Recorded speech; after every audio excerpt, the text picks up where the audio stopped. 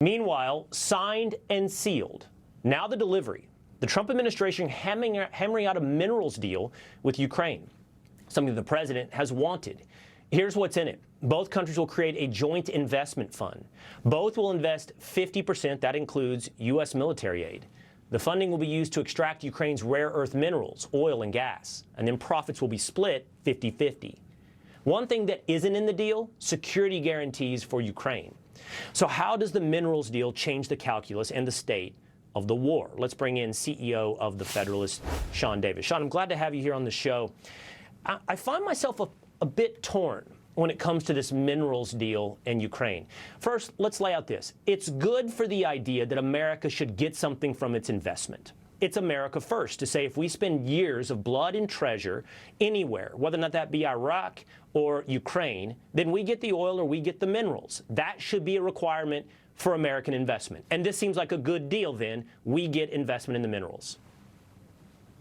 Yeah, I think the most important thing is what Trump has done to shift the conversation about America's foreign policy. It used to be centered on what can America do that's best for everyone else, and we're finally getting to have a conversation about what can America do for its foreign policy that's best for America, what makes us safer, stronger, and more prosperous.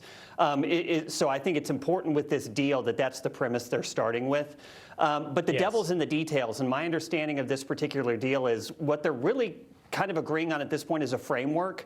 They're agreeing to agree down the line to have even greater discussions about specifics, who controls this fund, what resources are at issue, what are the specific terms of it, how are profits allocated, and when. And I think it's important to look at this and understand this thing ain't done yet.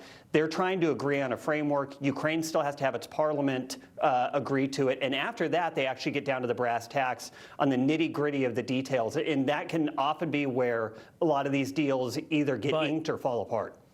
But I want to tell you where I'm torn, Sean. I want to get your reaction. The argument against American involvement in Ukraine is that there's very little American interest in Ukraine, accurately diagnosing that there's very little American interest in Ukraine. Now we're creating an American interest. We are potentially now, with American assets in Ukraine, something that needs to be defended should it be the centerpiece of any attack from Vladimir Putin. And so it seems to be that we are pushing our interest to the front lines, which could be a pretext then for greater involvement from the U.S. in this war. Well, I think you're exactly correct to be concerned about that. I think what we need to do when we evaluate this deal is ask ourselves, does this get us closer to the war ending and peace being achieved, which should be the #1 goal? And #2, does this get us paid back? Because American taxpayers have paid something like $250 billion for this war. And I do share your concerns. Is this going to be used as a way to get us to peace and payback? Or is this going to be used by people like neocons who want us involved there forever? And these are going to be effectively, you know, titanium or lithium cobalt handcuffs that keep us there forever. I absolutely think we should be concerned by that. And it's why I think the details down the road that'll get negotiated are so important. Yeah, you can see the story in the future. An American cobalt mine in Ukraine was bombed by Vladimir Putin, and now we must do something to respond. And I just don't want to create an interest that forces us into a war at some point, even if that interest for the short term serves America. We'll have to monitor that. Sean Davis from the Federalist, thank you so much. Thank you, sir.